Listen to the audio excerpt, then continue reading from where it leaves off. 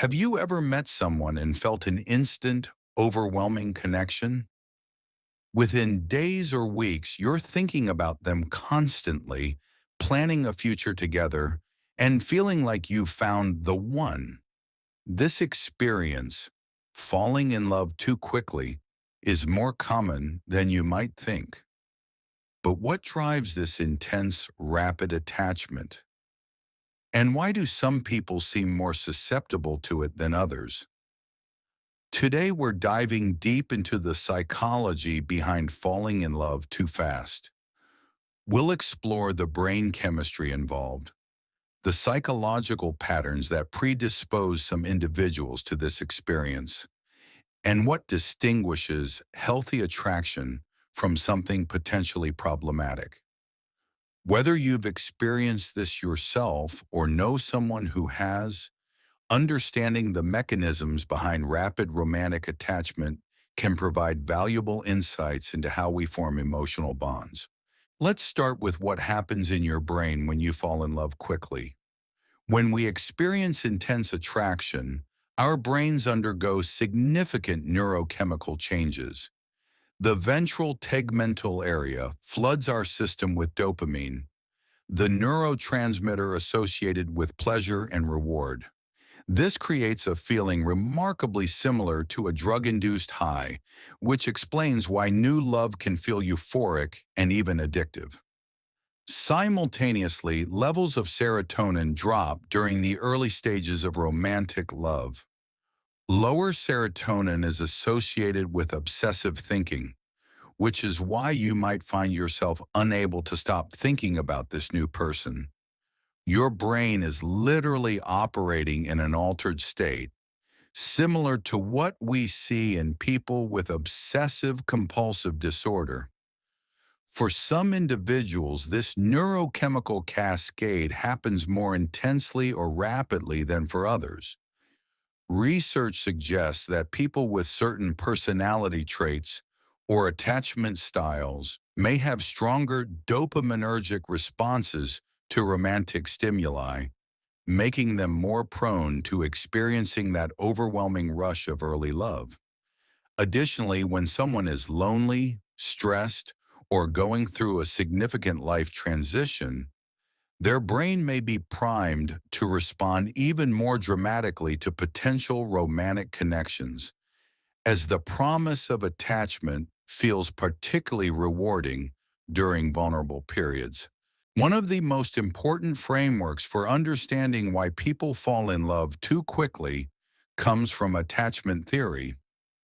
Developed by psychologist John Bowlby and later expanded by researchers like Mary Ainsworth, attachment theory explains how our early relationships with caregivers shape our adult romantic patterns. People with anxious attachment styles are particularly vulnerable to falling in love rapidly. These individuals often grew up with inconsistent caregiving, never quite sure if their emotional needs would be met. As adults, they tend to seek intense closeness and reassurance from romantic partners. When they meet someone new who shows interest, their attachment system activates powerfully, creating an urgency to bond and secure the relationship before it can disappear. There's also a pattern called anxious avoidant trap, where someone with anxious attachment falls intensely for someone with avoidant attachment. The avoidant person's emotional distance actually intensifies the anxious person's pursuit, creating what feels like passionate love, but is actually activated attachment anxiety. People who fall in love quickly often confuse anxiety with excitement and longing with love. The emotional intensity feels meaningful and significant, so they interpret it as evidence that this relationship must be special or fated. In reality, the intensity often reflects their own internal attachment needs rather than the actual compatibility or depth of connection with the other person. Beyond attachment styles, several psychological patterns make individuals more susceptible to falling in love too quickly. One major factor is low self-esteem or an unstable sense of self. When someone doesn't have a strong internal sense of worth, they may unconsciously look to romantic relationships to provide that validation. A new romantic interest who shows admiration or desire can feel like a lifeline, and the person may rapidly idealize this new partner as the solution to their internal emptiness. This connects to a phenomenon psychologists call external locus of identity. Rather than deriving their sense of self from internal values and self-knowledge, these individuals construct their identity around relationships and others' perceptions of them. Falling in love quickly allows them to temporarily fill an identity void. Another vulnerability factor is a history of emotional neglect or trauma. People who experienced emotional deprivation in childhood may have an unconscious hunger for connection that makes them rush toward anyone who offers warmth or attention. This isn't actually about the specific person they're falling for. It's about a deep, unmet need being temporarily satisfied. There's also a pattern called repetition compulsion, where people unconsciously recreate familiar relationship dynamics, even unhealthy ones.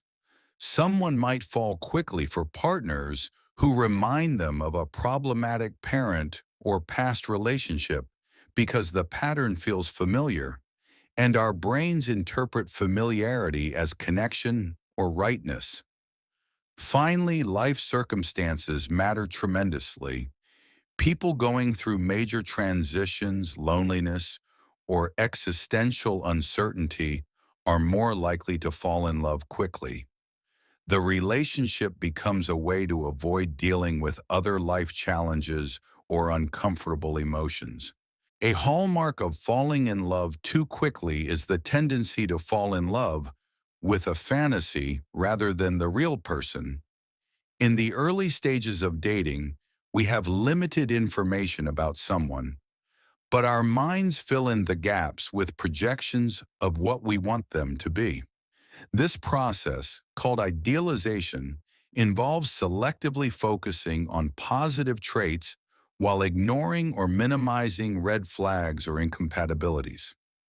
The person becomes a blank canvas onto which we paint our perfect partner. We interpret ambiguous behaviors in the most favorable light and imagine shared futures without really knowing if this person wants the same things. Psychologically, this serves a purpose. It protects us from the vulnerability and uncertainty of really getting to know someone. If we've already decided they're perfect and we're in love, we don't have to face the scary possibility that they might not choose us or might not be right for us once we know them better. The fantasy provides certainty in what should be an uncertain, gradual process of discovery. It's important to note that not all quick attraction is problematic. Sometimes people do meet and feel a strong, genuine connection that develops into a healthy relationship. So how do we distinguish between healthy, rapid attraction and problematic patterns? Healthy attraction, even when intense, includes curiosity about the real person. There's excitement, but also patience and a willingness to let things unfold naturally. The person maintains other relationships and responsibilities and doesn't lose themselves in the new romance. Problematic rapid attachment, on the other hand, is characterized by several warning signs. Overwhelming preoccupation that interferes with daily life, moving extremely quickly through relationship milestones, ignoring obvious red flags or incompatibilities, and losing connection with friends, hobbies, or personal goals. There's often an element of desperation or urgency, as if the person needs to lock down the relationship immediately. Another key difference is self-awareness. Someone who recognizes they're falling quickly and can step back to examine their feelings and motivations is in a different position than someone who's completely swept away without any reflective capacity. Understanding the psychology of falling in love too quickly isn't about judgment. These patterns develop for understandable reasons, often rooted in early experiences and genuine human needs for connection and belonging. However, awareness is powerful. When we understand what's driving rapid attachment, we can make more conscious choices about our relationships. For those who recognize these patterns in themselves, this knowledge can be the first step toward developing healthier relationship patterns. It might involve working on attachment security, building self-esteem, or simply learning to tolerate the uncertainty of getting to know someone gradually. The goal isn't to stop feeling intense attraction, but to learn to observe those feelings with some perspective, distinguishing between the neurochemical rush and the slower, deeper process of building genuine intimacy. Thank you for watching.